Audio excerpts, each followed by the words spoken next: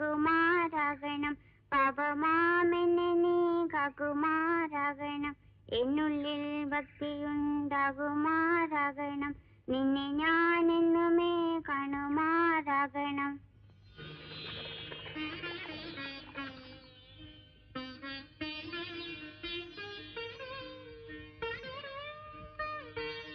എന്താടാ മോനെ, പനിയൊക്കെ പോയോ? പോയി. എവിടെ പോയി? എവിടെയാണ്? അല്ല, നമ്മൾ മോൻ അങ്ങോട്ട് വന്നു. ഇവിടെ വന്നില്ല. ഓപ്പൊ നമ്മൾ മുമ്പിൽ കൂടെ ഓടി വന്നല്ലേ? എവിടാണോ? ഇപ്പൊ ഇത് വണ്ടിക്കോ പള്ള വായിക്കുമ്പോ ഈ കുടിയിലേക്കല്ലേ? അപ്പൊ ഞാൻ കാണിച്ചതാ. എന്താ ഹമീദേ, കാര്യം പറ. എന്ത് പറയാനാണ്? ഇപ്പൊ നമ്മൾ ആചാര കെട്ടിയോളം മുഖത്ത് നോക്കി വേണ്ടാത്തരം കാണിച്ചു. വേണ്ടാത്തരം? എന്ത് വേണ്ടാത്തരം? ആ ഓത്ത് നിർത്തി മതി. ഇന്ന് ഓതിയ മതി. ഇനി നാളെ ഓതാ. നടക്കി നടക്കി നടക്കി മെല്ലെ ഇപ്പൊ ചെയ്തെന്താ? അല്ല, അതിൽ അതിശയിക്കാനൊന്നുമില്ല. ഹമീദിന്റെ മോനല്ലേ? അത് നമ്മളിന്ന് തേച്ച് അതാണ് നമ്മളൊരു കാര്യം പറയാൻ വിട്ടുപോയി. നമ്മൾ ഉഷേനെ കൊണ്ടുപോയിട്ട് ആ ഹയാക്ക് കുറിച്ച് ഒരു ഹോട്ടലിലാ താമസിപ്പിച്ചിരിക്കും. എന്തിനാണ് ഈ വിഷമിക്കുന്നത്? വരുന്നതെല്ലാം അനുഭവിച്ചേ പറ്റൂ. അങ്ങനെ പറയരുത്. അവളെ പോയി വിളിച്ചോണ്ട് വരണം. ലക്ഷ്മി, നിങ്ങൾ ചൂടായില്ലേപ്പാ. ലക്ഷ്മി പറയുന്നതിന് കാര്യമുണ്ട്. വെറും കൈയുമായി ഇവിടെ നിന്ന് ഇറങ്ങിപ്പോയ ഉഷയ്ക്കും കൂടി അവകാശപ്പെട്ടതാണ് ഈ വീട്. അവൾ ഇവിടെ വന്ന് താമസിക്കട്ടെ. നമുക്ക് എവിടെയെങ്കിലും വാടക വീട്ടിലോട്ട് മാറാം. എനിക്കൊരു വിരോധവുമില്ല. അമീതെ, ഉഷയെ ഞാൻ എന്റെ സഹോദരിയെ പോലെയല്ല, എന്റെ മകളെ പോലെയാണ് സ്നേഹിച്ചത്. സഹായത്തിന് അനുജനുണ്ടായിരുന്നത്. അച്ഛനോട് പിണങ്ങി വീട് വിട്ടിറങ്ങിപ്പോയിട്ട് വർഷങ്ങളായി. അവനിപ്പോ ജീവിച്ചിരിപ്പുണ്ടോ എന്ന് പോലും അറിയില്ല. ഇതെല്ലാം അറിയാവുന്ന നീ ഈ കുടുംബത്തിന്റെ അന്തസ് മറന്ന് പെരുമാറുന്നത് ശരിയാണോടി? ഇനി ഞാൻ ആ വീട്ടിലേക്ക് വരില്ല. ഞാൻ ഇദ്ദേഹത്തിന്റെ കൂടെ ജീവിക്കാൻ ഇറങ്ങിയതാണ്. ചേട്ടൻ ഇഷ്ടപ്പെട്ടില്ലെങ്കിലും എനിക്കിനി ഇദ്ദേഹത്തെ ഉപേക്ഷിക്കാൻ പറ്റില്ല. ഞാൻ ഗർഭിണിയാണ്. ഇപ്പോൾ എന്റെ സഹോദരിയും പോയി. എല്ലാരും പോട്ടെ. ഇതെന്തിനാണെന്ന് അറിയാമോ? ഇല്ലാത്ത ഗർഭമുണ്ടെന്ന് നീ ഇന്നലെ ചേട്ടനോട് പറഞ്ഞില്ലേ? അതിന് ഞാൻ ഇന്നലെ അങ്ങനെ പറഞ്ഞില്ലായിരുന്നെങ്കിൽ ചേട്ടൻ നമ്മളെ വിടുവായിരുന്നു. അതുകൊണ്ടല്ലേ ഞാൻ എന്റെ ഭാര്യയായിട്ട് നിന്നെ തന്നെ തിരഞ്ഞെടുത്തത്.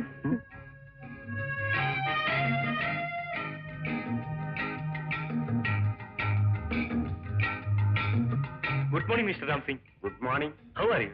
Very fine. ബഹുത് അച്ഛാ. സുഖം. എത്ര ദിവസം ഇവിടെ കാണും? 2 വാരം. രാം സിംഗ്, പെണ്ണ് വേണം? ലടുക്കി? യെസ്, വേണം വേണം. നല്ല കേരള ലടുക്കി വേണം. നല്ല വണ്ണത്തരം, നല്ല നിറം വേണം. പ്ലംബി ജില്ലിരിക്കണം. ഏർപ്പാട് ചെയ്തു തരാം. ഓക്കെ, നൈറ്റിൽ കാണാം.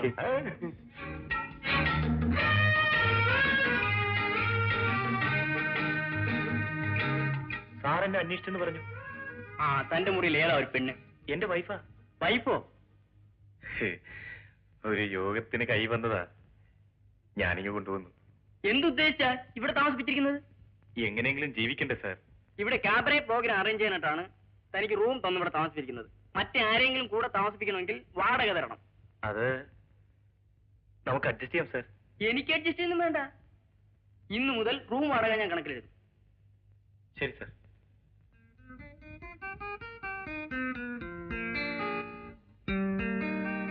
Good morning. Morning morning.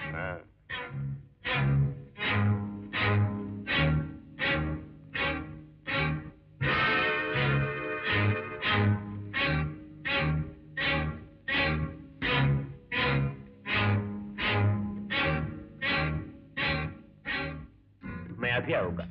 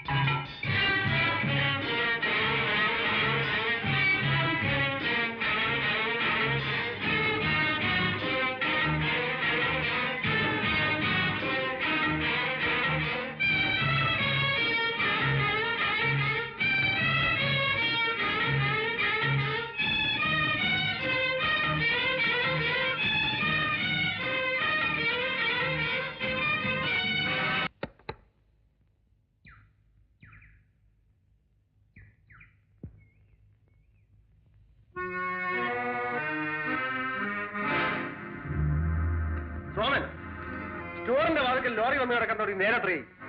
നിങ്ങളിങ്ങനെ സംസാരിച്ചുകൊണ്ടിരുന്നാൽ വീട് കയറ്റി അയക്കുന്നത് എങ്ങനെ? സാർ, വീട് കയറ്റി അയക്കാത്തത് എന്റെ കുറ്റം കൊണ്ട്. സ്റ്റോക്ക് ചെക്ക് ചെയ്യാതെ എങ്ങനെയാ ഡെലിവറി കൊടുക്കുന്നത്? അപ്പോ മെഡിക്കൽ ചെക്കപ്പിന് വെല്ലൂർ പോയിരിക്കുന്ന പ്രഭാകരൻ മുതലാളി മടങ്ങി വന്നാലേ ഇത് അയക്കാൻ പറ്റൂ? സാറേ, പുതിയ ഓർഡർ അയക്കുന്നതിന് മുമ്പ് പഴയ സ്റ്റോക്ക് തിട്ടപ്പെടുത്തി മുതലാളിനെ കൊണ്ട് ഒപ്പിടിപ്പിക്കാറല്ലേ പതിവ്? മുതലാളി മോളും വരാൻ വൈകിയാൽ എന്ത് ചെയ്യും? അവർ ഇന്നത്തെ ഫ്ലൈറ്റിലെത്തുമെന്ന് അറിയിച്ചിട്ടുണ്ടല്ലോ. കാര്യം ഇതൊന്നുമല്ല. അവരിവിടെ ഇല്ലാത്തപ്പോ ഞാനിത് സൂപ്പർവൈസ് ചെയ്യുന്നത് നിങ്ങൾക്കൊന്നും ഇഷ്ടമല്ല. അതല്ലേ സത്യം?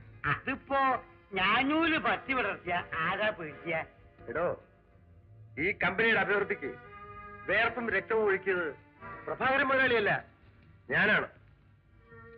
സ്റ്റോറിന്റെ താക്കോൽ സോമനെ ഏൽപ്പിച്ചതും ഞാൻ തന്നെയാണ്. പക്ഷേ മുതലാളി പറഞ്ഞിട്ടല്ലേ ഏൽപ്പിച്ചത്? സാർ, ഞാനിപ്പോ എന്ത് ചെയ്യണം? സ്റ്റോർ തുറന്ന് ചരക്കിറക്കണം. സെൻട്രൽ എക്സൈസ് ഓഫീസർമാർ നമ്മുടെ സൗഹൃദത്തിനോട് കാത്തു കെട്ടി കിടക്കത്തൊന്നുമില്ല. സോമ, നീ എന്തിനെങ്ങനെ ബേജാറാവുന്നു? സ്റ്റോക്ക് ഇരിക്കുന്ന മുറിന്റെ താക്കോല് എന്റെ കയ്യിൽ, അതിന്റെ കണക്കെഴുതിയിട്ടുള്ള ബുക്ക് നമ്മുടെ പ്രസാദ് സാറിന്റെ കയ്യിൽ, ഇത് രണ്ട് ശരിയാണോ എന്ന് ഒത്തു നോക്കാനുള്ള കുറിപ്പ് നമ്മുടെ മുതലാളിന്റെ കയ്യിൽ. എന്തിനെങ്ങനെ വിഷമിക്കുന്നു? ശരി, നമുക്ക് സ്റ്റോർ ഒന്ന് ചരക്കിറക്കി കൊടുക്കാം. കണക്കി കണക്കി വരുന്നേ.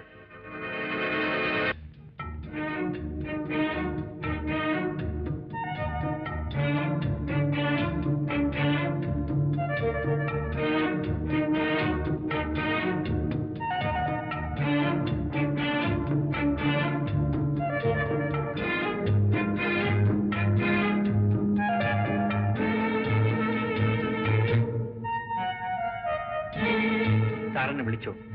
ആ, മിസ്റ്റർ സോമൻ. അച്ഛൻ സംസാരിക്കരുതെന്നല്ലേ ഡോക്ടർ പറഞ്ഞിരിക്കുന്നത്? വിവരം ഞാൻ പറഞ്ഞോളാം. വരൂ മിസ്റ്റർ സോമൻ. ചേട്ടാ, എനിക്കൊരു ഹാർട്ട് അറ്റാക്ക് വന്നുപോയി. അതിന്റെ പേരിൽ വാതയച്ചു വയ്ക്കണമെന്ന് പറഞ്ഞാൽ എന്ത് ചെയ്യും? വയ്ക്കണ്ട, പക്ഷെ സംസാരിക്കാതിരുന്നാ മതി. അതിപ്പോ എന്റെ ഭർത്താവിന്റെ അപകട മരണമാണ് അച്ഛൻ ഇത്ര പെട്ടെന്ന് ഒരു രോഗിയാക്കിയത്. സത്യം പറഞ്ഞാൽ ചിറക് നഷ്ടപ്പെട്ട ഒരു പക്ഷിയെ പോലെയാണ് ഞാനിന്ന് ജീവിക്കുന്നത്. ഈ ചുറ്റുപാടിൽ തൊഴിലാളികളുടെ മെമ്മോറാണ്ടത്തിലെ ആവശ്യങ്ങൾ എങ്ങനെ സാധിച്ചു കൊടുക്കുമെന്ന് എനിക്കറിയില്ല. നിങ്ങളുടെ പരീക്ഷണ ഘട്ടങ്ങളിലെല്ലാം തൊഴിലാളികൾ അങ്ങേയറ്റം സഹകരിച്ചിട്ടുണ്ട്. ആ നിലയ്ക്ക് അവരുടെ മെമ്മോറാണ്ടം തള്ളിക്കളയരുത്. അതൊരിക്കലും ചെയ്യില്ല. ഇക്കാര്യത്തിൽ അച്ഛനെ വിഷമിപ്പിക്കരുതെന്ന് മാത്രമേ എനിക്ക് പറയാനുള്ളൂ. ഏതായാലും കഴിയും വേഗം ഒരു തീരുമാനമെടുക്കണം. അതുവരെ കാത്തിരിക്കാൻ ഞാൻ തൊഴിലാളിയോട് പറയാം. അച്ഛന് വിശ്വാസമുള്ളത് കൊണ്ടാണ് മിസ്റ്റർ സോമനെ വിളിപ്പിച്ചത്. ഈ പ്രശ്നം മിസ്റ്റർ സോമൻ തന്നെ കൈകാര്യം ചെയ്യണം. എന്നാൽ കഴിവുള്ളത് ഞാൻ തീർച്ചയായും ചെയ്യാം. മിസ്റ്റർ പ്രസാദിനോട് കൂടി ഈ വിവരം ഒന്ന് വിളിച്ചു പറയുന്നത് നന്നായിരിക്കും. അത് വേണ്ട. കുഴപ്പങ്ങൾ ക്ഷണിച്ചു വരുത്തണ്ട. പ്രസാദിനെ തൊഴിൽ കാര്യങ്ങളിലൊന്നും ഇടപെടുത്തണ്ട. മിസ്റ്റർ സോമന്റെ തീരുമാനം അച്ഛന് സ്വീകാര്യമായിരിക്കും. മോളെ, അച്ഛൻ വിളിക്കുന്നു. അപ്പൊ ഞാൻ വരട്ടെ. ഡോക്ടർ ഇവിടെ ഉണ്ടായിട്ടാണോ അച്ഛൻ ഇത്ര ശബ്ദത്തിൽ എന്നെ വിളിച്ചത്? പറഞ്ഞ കേൾക്കണ്ടേ? മോളെ, മുടിനാരയിൽ തൂങ്ങുന്ന എന്റെ ജീവന് ഇത്രയേറെ വേലി കെട്ടണോ? വെല്ലൂരെന്ന് ഡോക്ടർ തന്ന നിർദ്ദേശങ്ങൾ 2 മാസത്തേക്ക് അച്ഛൻ കൃത്യമായി പാലിച്ചേ പറ്റൂ. ഓ, മണി 11 ഞാൻ ചായ കൊണ്ടുവരാം. ഡോക്ടർ എന്താ നിൽക്കുന്നത്? ഒന്നുമില്ല, എന്റെ ടീയെ. ഓ, ഞാൻ മറന്നുപോയി. വരും.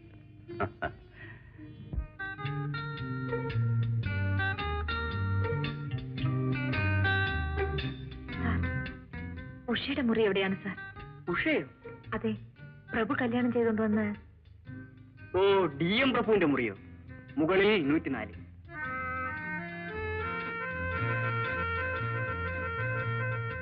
ഉഷേ. ഓ, നിങ്ങളോ? ഞാൻ നിന്നെ ഒന്ന് കാണാൻ വന്നതാ. ഞാൻ മരിച്ചിട്ടില്ല, ജീവനോടെ തന്നെ കഴിയുന്നു. എന്താ ഉഷ ഇങ്ങനെയൊക്കെ സംസാരിക്കുന്നത്? ഞാൻ നശിച്ചു പോകണമെന്നല്ലേ നിങ്ങൾ ആഗ്രഹിച്ചത്. പക്ഷേ ഞാൻ തെരഞ്ഞെടുത്ത പുരുഷനാണായതുകൊണ്ട് അത് സംഭവിച്ചില്ല. ഉഷേ, ഞാൻ നിന്നെ വീട്ടിലേക്ക് വിളിച്ചോണ്ട് പോകാനാണ് വന്നത്.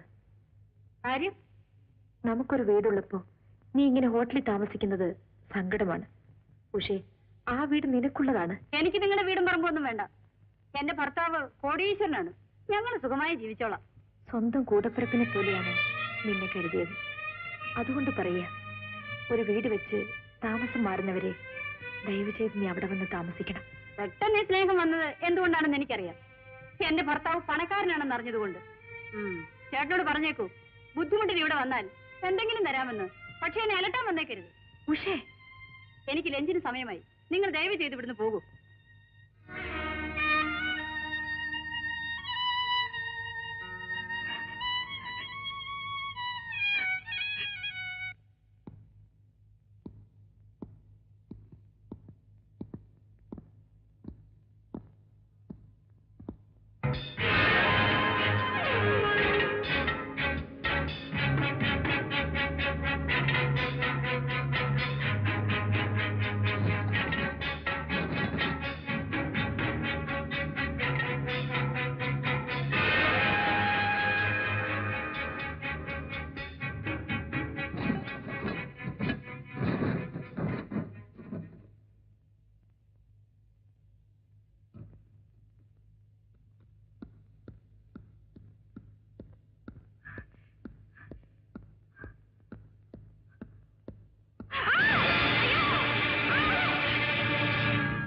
പൊന്മാനായി വന്ന മാരീജന്റെ നേർക്ക് ശ്രീരാമൻ വെല്ലുകുലച്ചു. പൊന്മാൻ ഒറ്റയ്ക്ക് കരഞ്ഞുകൊണ്ട് പറഞ്ഞു, അനുജ, ലക്ഷ്മണ, ഓടി വരൂ എന്ന്. ശ്രീരാമന്റെ ശബ്ദം കേട്ട് ലക്ഷ്മണൻ ആശ്രമത്തിന് വാതിൽക്കൽ ഒരു വര വരച്ചു. സീതാദേവിയോട് വരയ്ക്കപ്പുറം പോകരുതെന്ന് വിലക്കിയിട്ട് കാട്ടിലേക്ക് ഓടി. ഈ സമയം രാവണൻ സന്യാസി വേഷത്തിൽ ആശ്രമത്തിലെത്തി ഭിക്ഷ ചോദിച്ചു. സീത വരയ്ക്കപ്പുറം ചെന്ന് സന്യാസിക്ക് ഭിക്ഷ കൊടുത്തു. സന്യാസി പെട്ടെന്ന് വേഷം മാറി രാവണനായി തീർന്നു. സീതയെ ബലമായി പിടിച്ച് പുഷ്പവിമാനത്തിൽ കയറ്റി വാതിലടച്ചു. അമ്മേ, വാതിലടച്ചിട്ട് സീതയെ രാവണൻ എന്ത് ചെയ്തു?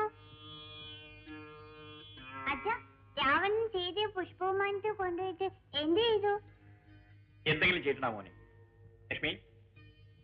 ലക്ഷ്മി, നീ എന്താ എങ്ങനെ ഇരിക്കുന്നത്? ഞാനൊന്ന് മയങ്ങിപ്പോയി. വരൂ, ഊണ് കഴിക്കാം. കുളിക്കണ്ടേ? അയ്യോ, വെള്ളം ചൂടാക്കാൻ ഞാൻ മറന്നുപോയി. ഇപ്പൊ ചൂടാക്കി തരാം. നിനക്കിത് എന്ത് പറ്റി? ഒന്നുമില്ല, വരൂ.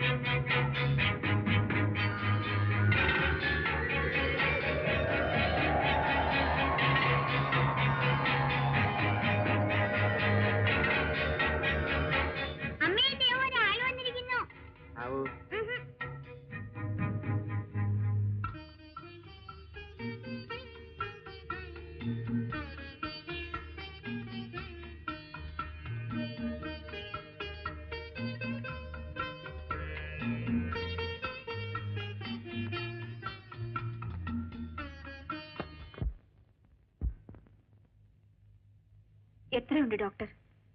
നോർമൽ. ഡോക്ടർ, ഗീതയ്ക്ക് പ്രഷർ ഉണ്ടോന്ന് ഒന്ന് നോക്കി. ഡോക്ടർ, ചിരിക്കാൻ വേണ്ടിയല്ല ഞാനിത് പറഞ്ഞത്. അതിനുള്ള കാര്യമുണ്ടായി. ഇന്നലെ ഞങ്ങളുടെ കമ്പനിയിൽ സ്റ്റോക്കിൽ 25,000 രൂപയുടെ കുറവുണ്ടായി. അനുഭവിക്കേണ്ടവൾ ഗീതയല്ലേ? അവൾക്ക് എങ്ങനെ പ്രഷർ ഉണ്ടാകാതിരിക്കും? 25,000 രൂപയുടെ കുറവ് അതെങ്ങനെ സംഭവിച്ചു? എങ്ങനെയാണെന്ന് ആർക്കറിയാം ഡോക്ടർ? ആ, ശരി ഡോക്ടർ. ആ, കണക്കുകൾ ഒത്തു നോക്കിയിട്ട് എങ്ങനെ ഇരിക്കുന്നു? എന്റെ കണക്ക് ശരിയാണ്, പക്ഷെ സ്റ്റോക്കിൽ കുറവുണ്ട്. എവിടെയാ പിശക് പറ്റിയത്? സാർ, സ്റ്റോറിന്റെ താക്കോൽ എന്റെ കയ്യിലാണ്. കഴിഞ്ഞ ദിവസത്തെ ക്ലിയറൻസ് കഴിഞ്ഞ് സ്റ്റോക്ക് തിട്ടപ്പെടുത്തി പുസ്തകത്തിൽ എഴുതിയതാണ്. അപ്പൊ ഒരു കുഴപ്പമില്ലായിരുന്നു.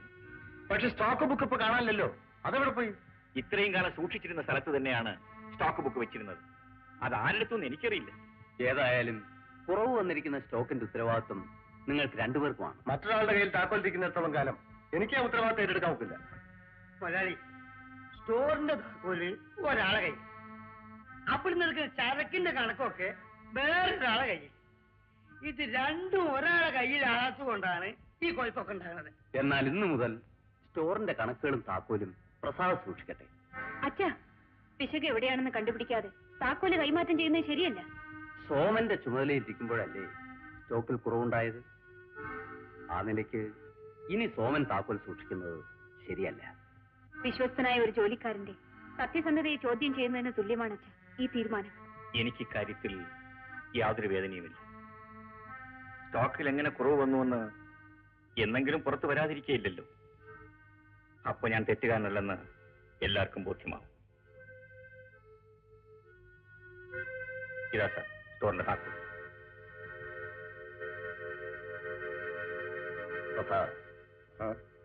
ഇതാ, ഇന്നു മുതൽ സ്റ്റോറിന്റെ ചുമതല പൂർണ്ണമായും നിങ്ങൾക്കാണ്.